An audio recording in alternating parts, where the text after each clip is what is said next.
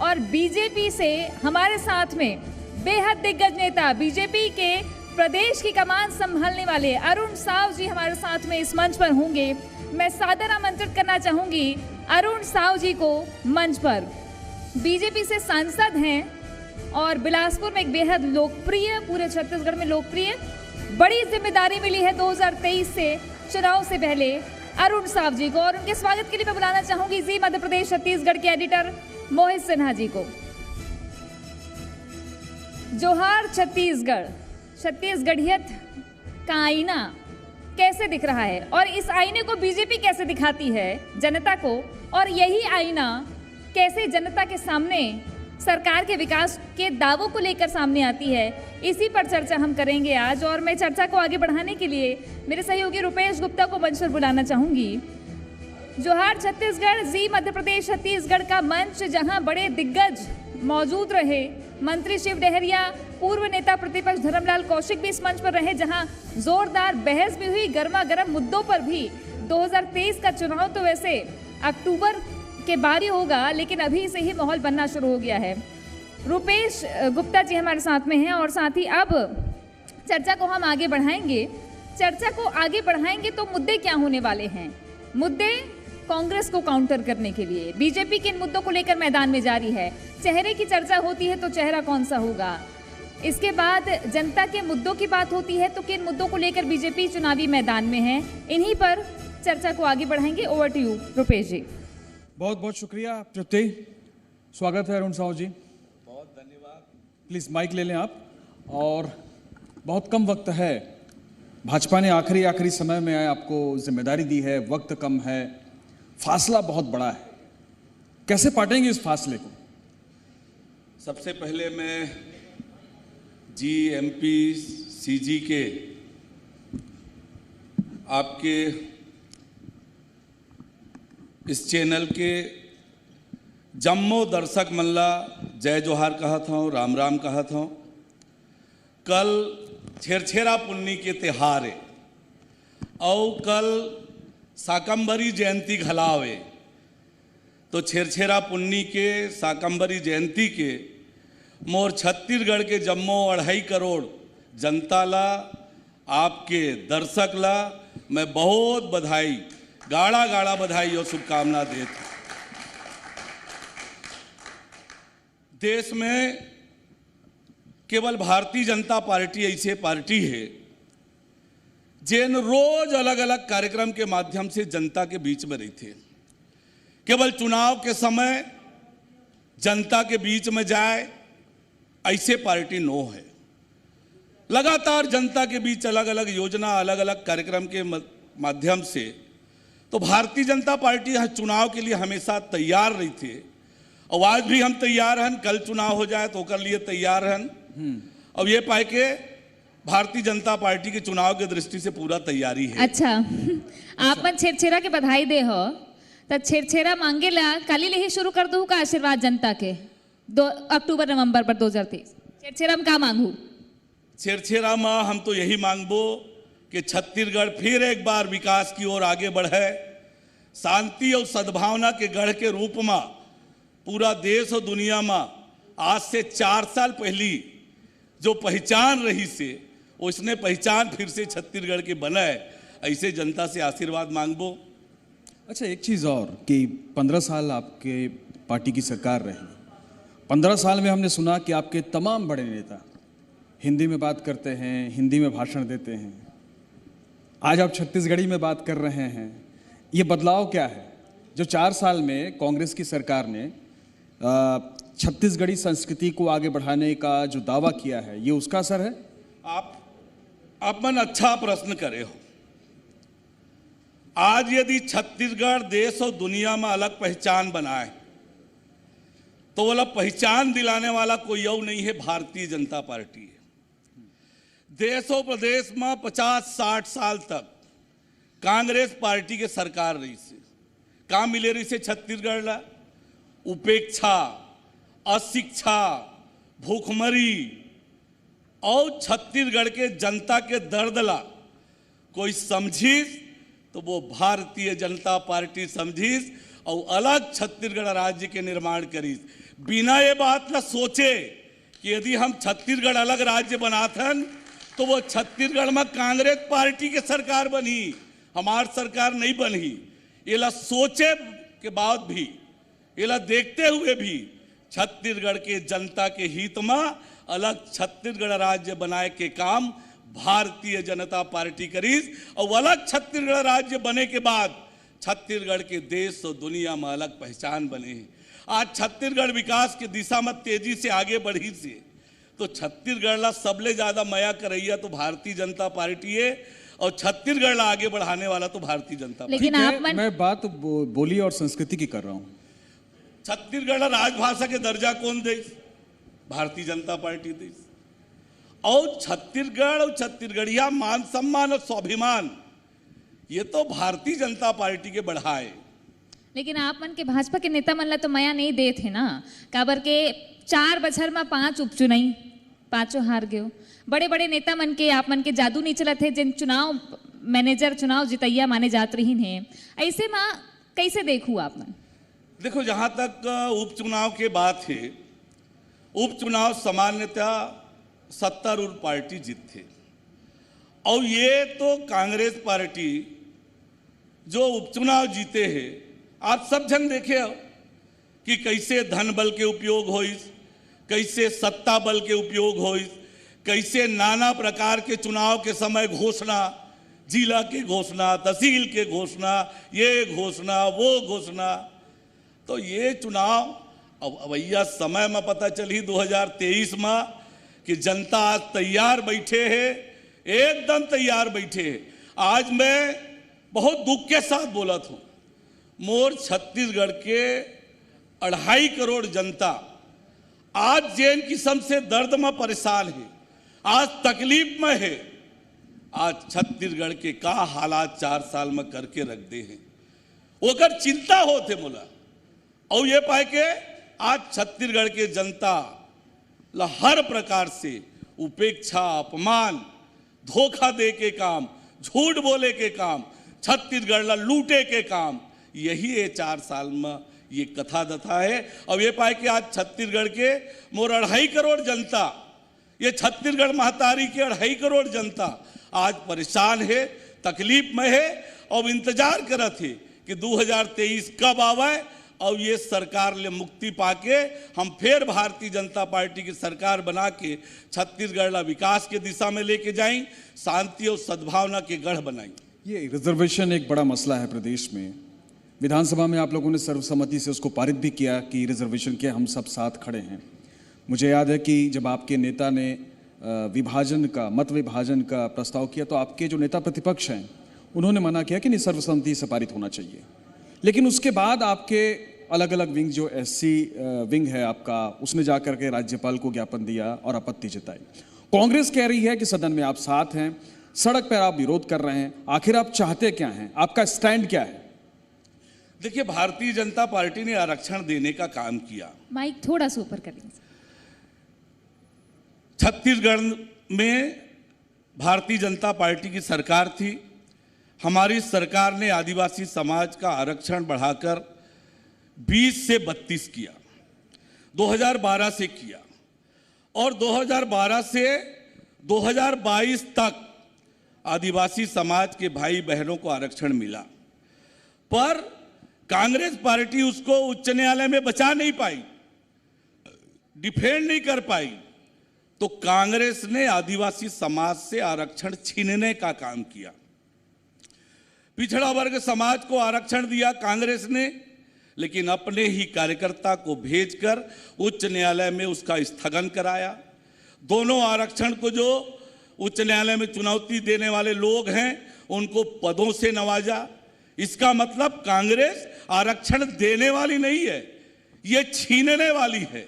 और जहां तक हमारी बात है, हमने विधानसभा में आरक्षण का समर्थन किया, पर यह मांग किया कि अनुसूचित जाति वर्ग का आरक्षण 16% किया जाए और सवर्ण गरीबों को 4% के बजाय 10% आरक्षण किया जाए, केंद्र के बराबर। और ये मांग राज्य सरकार ने मांगी नहीं। हमने वो बिल संशोधन के साथ हमने सरकार का समर्थन किया, आप जो दे रहे हो वो ठीक है, लेकिन ये इसको बढ़ाओ, लेकिन सरकार ने उसको माना नहीं। और इसलिए आज कांग्रेस पार्टी आरक्षण के नाम पर केवल और केवल राजनीति कर रही है। कांग्रेस संवैधानिक संस्था, कांग्रेस पार्टी संवैधानिक संस्थाओं पर प्रश्न चिन्ह लगाने का काम, और दूसरी बड़ी बात कि लगातार आपने आरक्षण के नाम पर राजनीति किया। यह राजनीति जनता को स्वीकार नहीं है। हम आरक्षण के पक्षधर हैं, हमने दिया है। पिछड़ा वर्ग को भी, यदि पिछड़ा वर्ग आयोग को संवैधानिक दर्जा दिया तो भारतीय जनता पार्टी की सरकार ने दिया। पिछड़ा वर्ग के बच्चों को शैक्षणिक संस्थाओं में आरक्षण देने का काम किया तो भारतीय जनता पार्टी ने किया। अनुसूचित जाति समाज के लिए यदि गिरौदपुरी में कुतुब मीनार से ऊंचा जैतखम बनाने का काम किया तो हमने किया। अंबेडकर जी के मान सम्मान को बढ़ाने का काम पंचतीर्थ बनाकर वो हमने तो आरक्षण पर आपके बड़े नेता अनिश्चितकालीन धरना करते हैं, नंद कुमार साय जी, कि आप जब तक आरक्षण नहीं मिलेगा तब तक नहीं। तब 76% सर्वसम्मति से पास करते हैं आप, फिर राजभवन में जाकर ये क्यों नहीं कहते कि आगे दीजिए भाई, युवाओं की चिंता क्यों नहीं है सबको मिलकर? यहाँ पे तो बीजेपी को लेकर कांग्रेस कहती है आरक्षण विरोधी है। देखिए, राज्यपाल एक संवैधानिक पद है और आप सबको मालूम है कि आरक्षण का मामला संवैधानिक और कानूनी मामला है। राज्यपाल ने ही विशेष सत्र बुलाकर आरक्षण देने का आग्रह किया। भारतीय जनता पार्टी ने आंदोलन किया, आदिवासी समाज ने आंदोलन किया, पिछड़ा वर्ग समाज ने दबाव बनाया, अनुसूचित जाति ने दबाव बनाया, तब जाकर, पर वो भी नीयत खराब थी कांग्रेस सरकार की। भानु प्रतापपुर का उपचुनाव आया तो आनन फानन में विधानसभा का सत्र बुलाए और बिना तैयारी के आरक्षण देने के लिए कुछ मापदंड हैं, कुछ आवश्यकताएं हैं जो संविधान ने और सर्वोच्च न्यायालय ने तय किए हैं। उन चीजों को पूरा किए बिना आप बोलते हैं कि तुरंत दस्तखत करो। विधेयक तैयार नहीं हुआ है, 5 मंत्री रात में ही चले गए। आपकी तैयारी नहीं है क्योंकि आपकी नीयत ही नहीं है, आप देना ही नहीं चाहते हैं। साहु जी, आप उस पर राजनीति करना जो आरोप आप कांग्रेस पे लगा रहे हैं, कांग्रेस आप पे वो आरोप लगा रही है। जनता बड़ी कंफ्यूज है। कंफ्यूज इसलिए है कि अगर सर्वसम्मति से आपने पारित किया कि पॉलिटिक्स कौन कर रहा है, सवाल तो ये है पहला। दूसरी चीज ये कि जब आपने सर्वसम्मति से, अगर आपको ऑब्जेक्शन था तो आपके पास दूसरे तरीके थे, आप उसको पारित नहीं करवाते और बोलते कि हम भाई जब तक संशोधन नहीं होगा हम इसमें राजी नहीं हैं। वो आपने नहीं किया। और दूसरी चीज कि सरकार ये कह रही है कि जो आपने 2012-13 में रिजर्वेशन का कोटा बढ़ाया उसके सपोर्ट में कोई डॉक्यूमेंट्स कोर्ट में पेश नहीं किए, ननकीराम कंवर की रिपोर्ट नहीं रखी, जिसकी वजह से देखिए 2012 से 18 तक जब हमारी सरकार थी जी, एक आध बार ही उच्च न्यायालय में उस मामले की सुनवाई हुई जी। ज्यादातर सुनवाई कांग्रेस की सरकार बनने के बाद उच्च न्यायालय में हुई।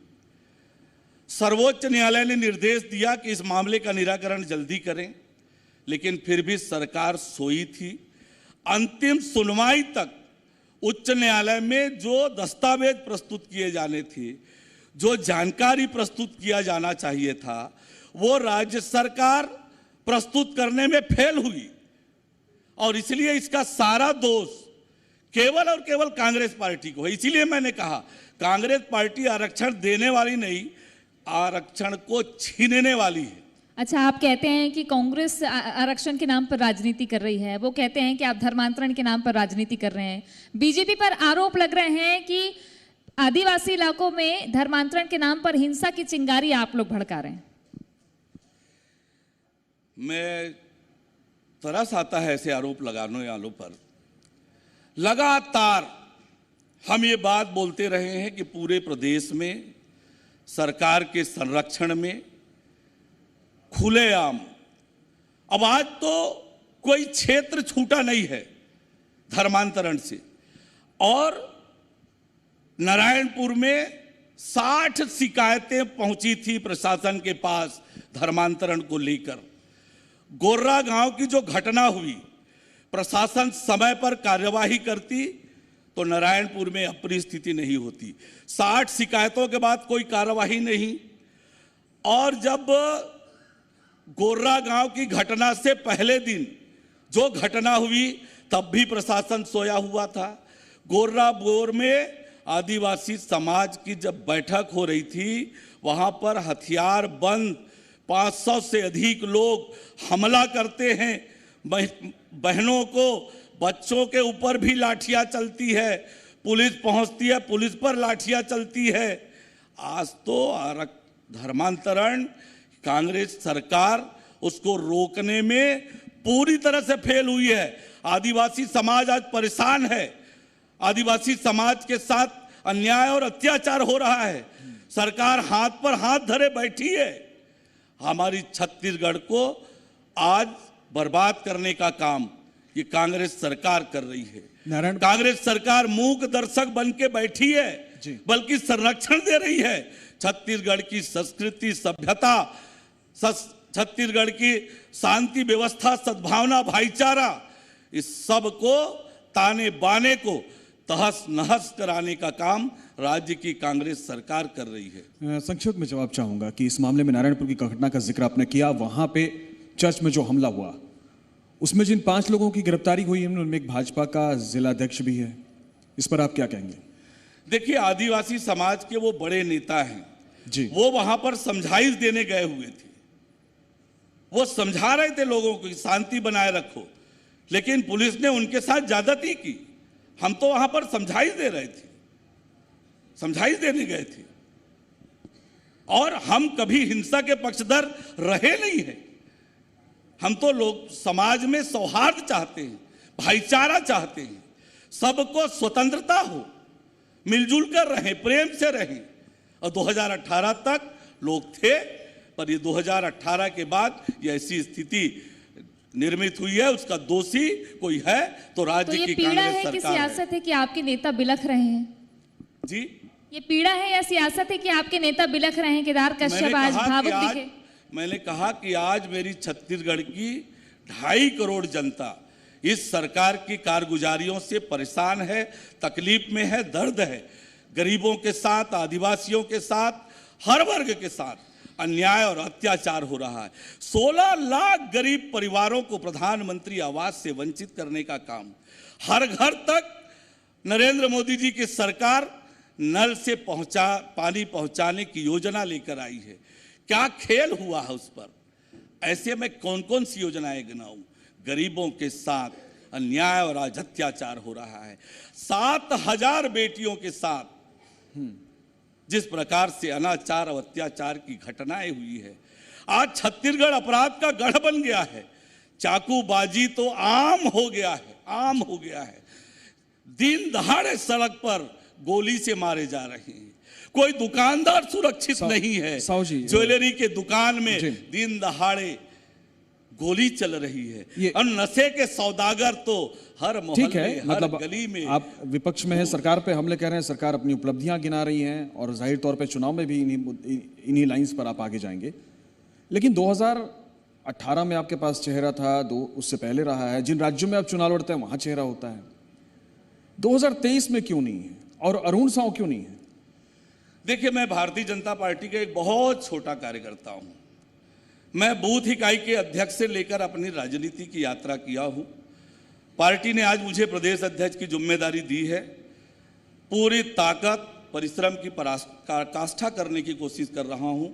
अपनी योग्यता, क्षमता मेरी जितनी है, पार्टी को आगे बढ़ाने के काम में लगा हूं। भारतीय जनता पार्टी का एक एक कार्यकर्ता पूरी ताकत से जुटेगा। पार्टी का नेतृत्व सरकार बनने पर कौन करेगा, ये विधायक दल, पार्लियामेंट्री पार्टी तय करेगी। लेकिन छत्तीसगढ़ में भारतीय जनता पार्टी की सरकार बने, कमल खिले, और छत्तीसगढ़ एक बार फिर विकास की दिशा में आगे बढ़े, शांति और सद्भावना का गढ़ बने, ये मेरी पूरी कोशिश होगी, और उसमें मैं पूरी ताकत से जुटा। बहुत बहुत शुक्रिया अरुण साव जी। तो ये थे प्रदेश अध्यक्ष अरुण साव जी, जो तमाम मसले पर बातचीत कर रहे थे। बड़ी बेबाकी से उन्होंने अपनी बात रखी। बहुत बहुत शुक्रिया हमसे। सभी दर्शकों को एक बार फिर बहुत धन्यवाद।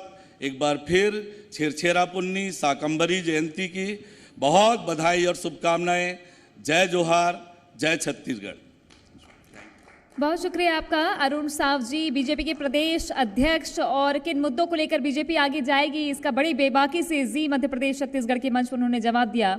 एक बहुत छोटे से ब्रेक के लिए यहाँ रुक रहे हैं, उसके बाद एक खास पैनल हमारे साथ होगा जिसमें छत्तीसगढ़ में विकास किन मायनों में खास है, इस पर चर्चा होगी। एक छोटा सा ब्रेक, जल्द लौटते हैं।